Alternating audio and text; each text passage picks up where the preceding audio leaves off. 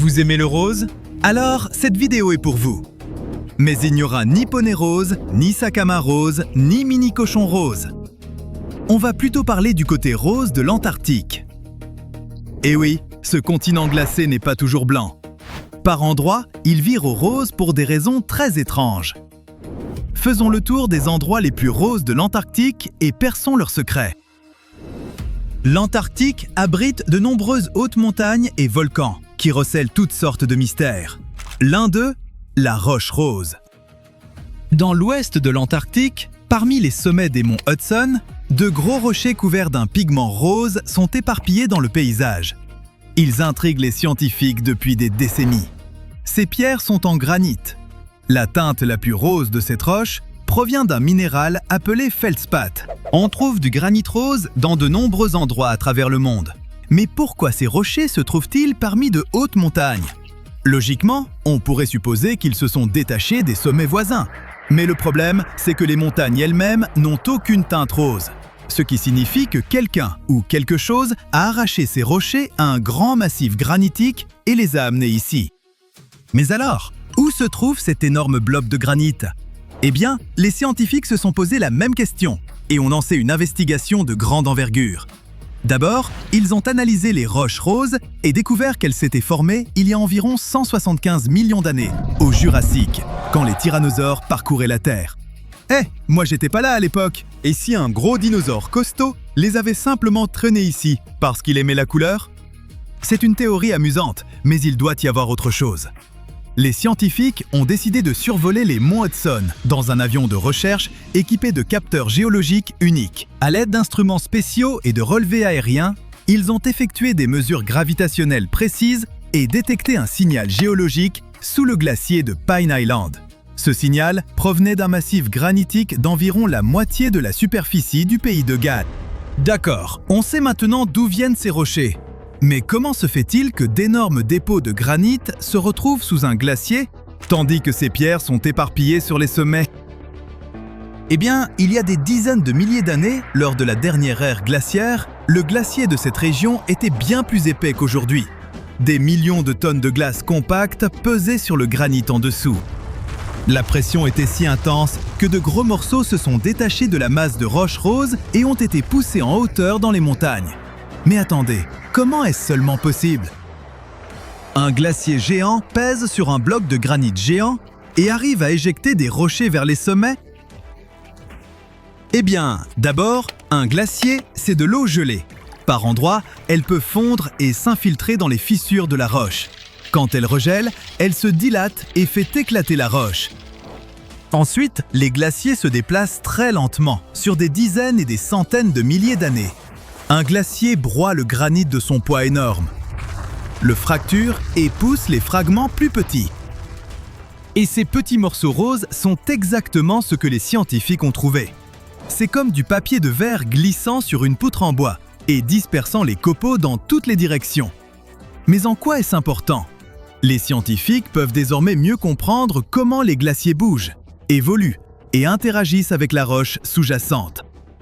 Surtout, ils peuvent observer comment l'Antarctique change à mesure que les températures mondiales augmentent. Cela nous aide à prévoir les futurs changements climatiques sur notre planète. Maintenant, descendons des hautes montagnes et marchons sur la neige craquante. La surface blanche reflète le soleil et vous éblouit.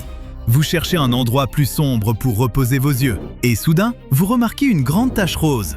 On dirait que quelqu'un a mangé une pastèque ici et en a renversé tout le jus sur la neige.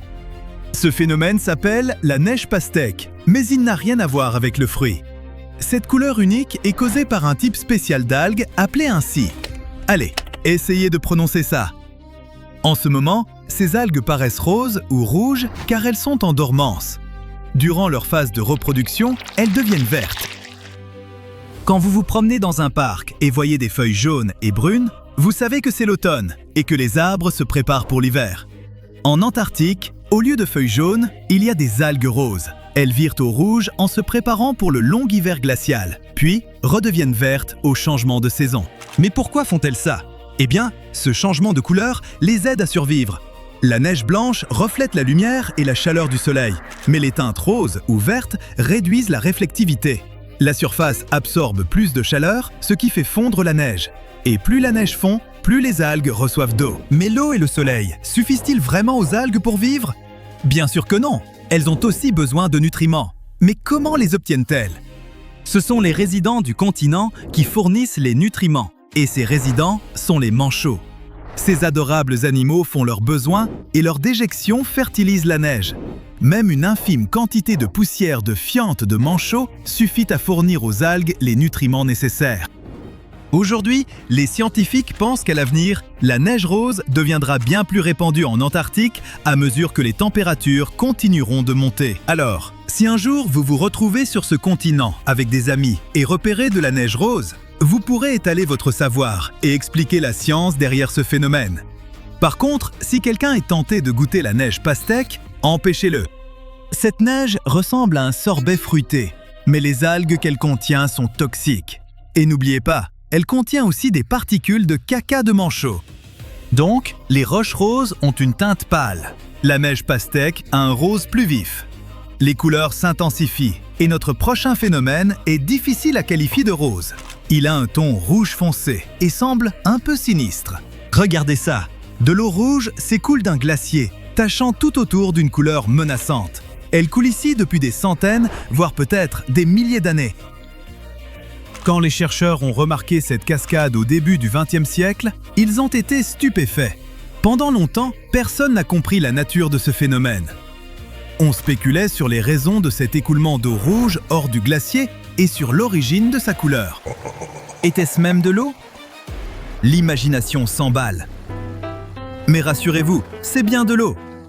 Et elle n'est pas vraiment rouge, elle est transparente, tout comme l'eau qui coule de nos robinets. Elle contient simplement quelque chose de spécial, qui change de couleur au contact de l'oxygène et de la lumière du soleil. Maintenant, pensez à ce qui arrive au fer quand il est mouillé. Il s'oxyde, forme de la rouille et prend une teinte brun-rouge. C'est à peu près le même processus ici. L'eau à l'intérieur du glacier contient une énorme quantité de fer. Quand elle s'écoule et entre en contact avec l'oxygène, elle s'oxyde et prend cette couleur sinistre. Cette explication semblait parfaite et les scientifiques en étaient convaincus, jusqu'à ce qu'ils découvrent autre chose. Ils ont étudié des échantillons de cette eau et trouvé des nanosphères riches en fer. Les nanosphères sont de minuscules particules, environ 100 fois plus petites qu'un globule rouge humain. En plus du fer, les nanosphères de la cascade contiennent aussi du calcium, du silicium, de l'aluminium et du sodium. Quand ces nanosphères entrent en contact avec l'oxygène, elles deviennent rouges. Mais d'où viennent-elles? Et pourquoi n'en trouve-t-on pas dans l'eau en bouteille que nous buvons? Eh bien, cette eau antarctique est piégée dans le glacier depuis des centaines de milliers, voire des millions d'années. D'une certaine façon, elle existe hors de l'atmosphère terrestre, dans des conditions uniques. Pas de lumière, pas d'air et un froid permanent. Qui sait quels micro-organismes y vivent et comment ils affectent l'eau? Beaucoup de choses pourraient produire ces nanosphères et en enrichir l'eau. Les scientifiques étudient cette cascade non seulement pour résoudre son mystère.